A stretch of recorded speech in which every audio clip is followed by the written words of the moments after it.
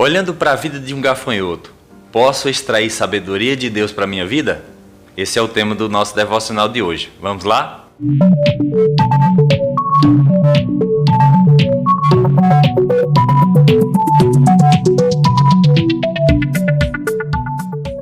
Olá pessoal, eu sou o pastor Osório Ferreira, bem-vindos ao canal Está Feito. Já peço para que você se inscreva no meu canal, ative as notificações para que quando eu poste um vídeo aqui você seja notificado e não fique por fora, tá bom?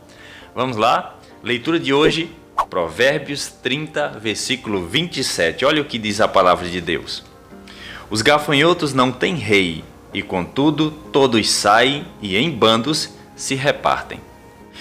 Olhando para a figura, a personagem aqui, que é o nosso gafanhoto, temos que lembrar que, como a formiga, que falamos outro dia, é um inseto pequeno, individualmente ele é frágil, mas tem qualificações ou qualidades, características únicas e que o caracterizam como um ser muito forte quando está em bando, quando está no seu grupo. É preciso observar bem o que a Bíblia Sagrada traz ou trata ou relata a respeito dessa criatura. Vamos ver o que a Bíblia fala a respeito do gafanhoto. Êxodo capítulo 10, versículo 13.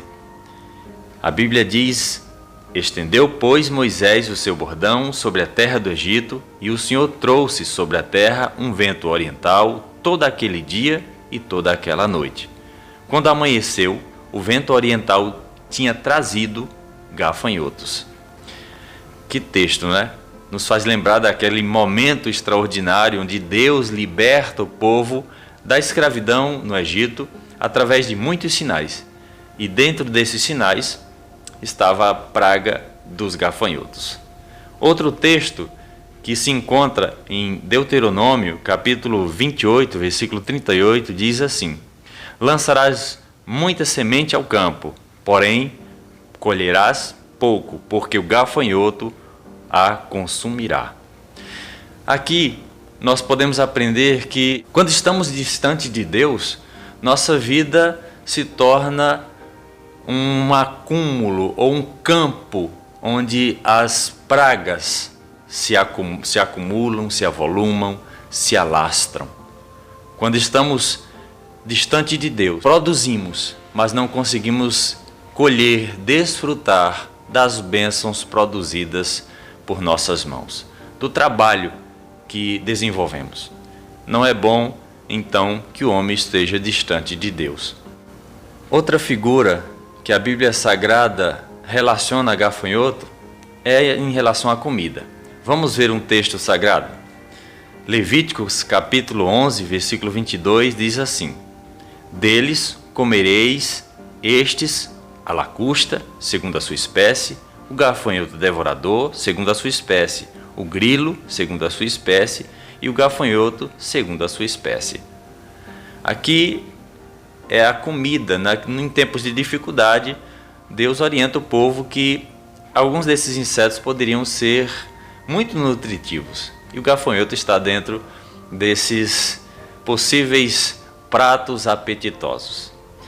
Alguém que desfrutou deles com muita maestria foi João Batista. Vamos ver. Mateus capítulo 3, versículo 4. Usava João vestes de pelos de camelo e um cinto de couro, e a sua alimentação eram gafanhotos e mel silvestre. Bom, você viu que João Batista desfrutava dessa iguaria dada por Deus em tempos difíceis, num deserto de um sol escaldante e de alimento escasso. Vamos observar que a Bíblia Sagrada também trata o gafanhoto como um tipo de pessoa, um tipo de gente, um tipo de crente, um tipo de cristão. E eu preciso relatar que isso é muito importante. Em Números capítulo 13, versículo 33, vamos ler o que diz o texto. Também vimos ali gigantes, os filhos de Anak são descendentes de gigantes, e éramos aos nossos próprios olhos como gafanhotos, e assim também o éramos aos olhos deles. Quando eles estavam próximos de entrar na terra, houve um apoderar-se no seu espírito de um pavor extraordinário. Viram o povo e se amedrontaram.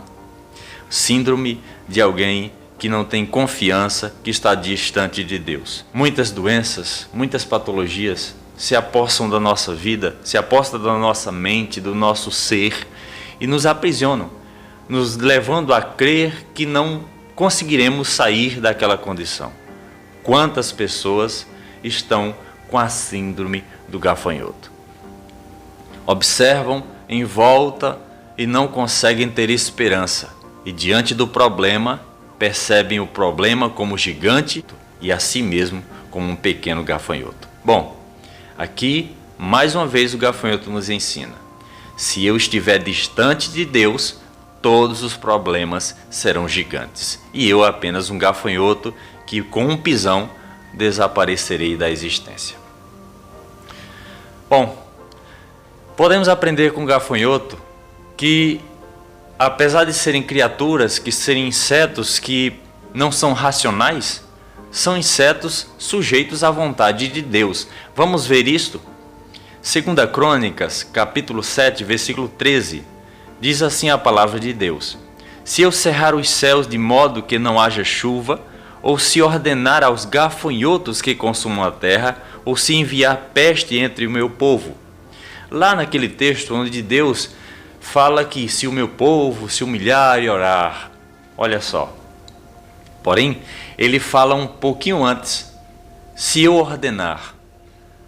Aquele inseto que é muitas vezes representado como outras figuras, aqui é apresentado como um inseto sujeito à vontade de Deus. Se um inseto que não é racional está debaixo do governo de Deus e pode servir a um propósito maior, você está debaixo do governo de Deus? E eu estou debaixo do governo de Deus? Porque nós somos racionais, somos seres pensantes. Se eu, como ser pensante, estou debaixo do governo de Deus, então eu estarei dentro de um propósito maior. Eu aprendo com o gafanhoto que eu tenho um propósito maior: é estar sujeito à vontade soberana de Deus. Bom, vamos ver mais um ensino que o gafanhoto nos traz. Ou seja, que Deus nos traz através do gafanhoto.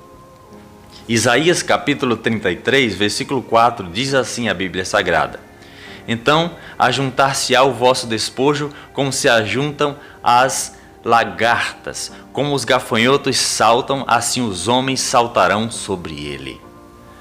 Os que se achegam e estão debaixo do governo de Deus são leves, ágeis diante das dificuldades. Quando nós estamos orientados, alinhados com a vontade de Deus, nós somos como esses gafanhotos relatados aqui em Isaías 33. Somos leves, conseguimos saltar sobre muralhas, saltar sobre exércitos, saltar sobre dificuldades que antes nos pareciam gigantes, mas agora são diminuídas diante da grandeza do nosso Deus e do seu propósito em nossa vida. O gafanhoto traz de Deus uma outra orientação para a nossa vida, para agora, para hoje. Vejamos.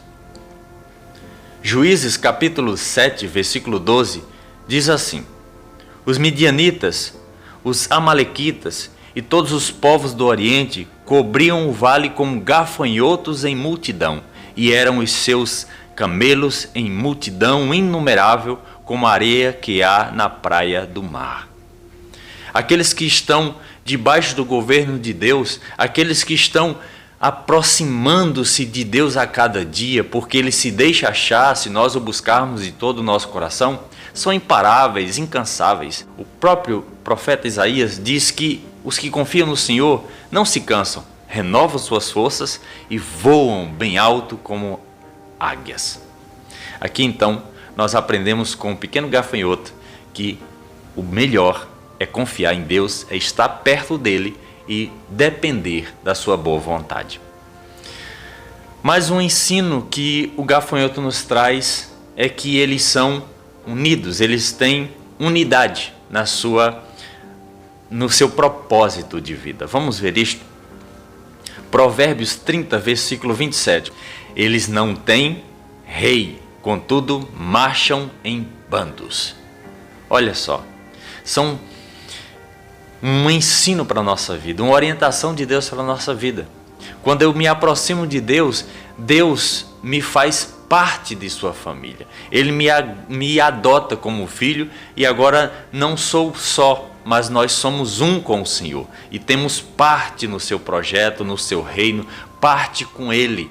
E nossa luta agora não é só nossa. A nossa luta pertence também ao Senhor.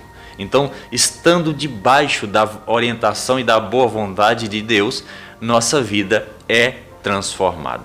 Eu posso aprender com gafanhotos? Sim, posso aprender muito, porque Deus os deixou ali como figuras para que possamos aprender adquirir uma grande sabedoria de sua parte. Tá bom? Eu quero orar com você e por você, agradecendo a Deus por esse momento. Vamos orar. Pai querido e amado, em o nome de Jesus, te dou graças. Louvo o teu nome pela tua palavra que é viva e eficaz. O Senhor é bom e a sua misericórdia dura para sempre. Teu ensino através da tua palavra nos leva a olhar até para um pequeno gafanhoto e ver o quão o Senhor é gracioso para conosco. Nos ensina cada dia mais, ajuda os meus irmãos a crescerem e aqueles que estiverem longe do Senhor, os chama para perto e os salva no precioso nome de Jesus Cristo, nosso Salvador. Amém e amém. Amém, queridos? Um grande abraço e até a próxima, se Deus quiser.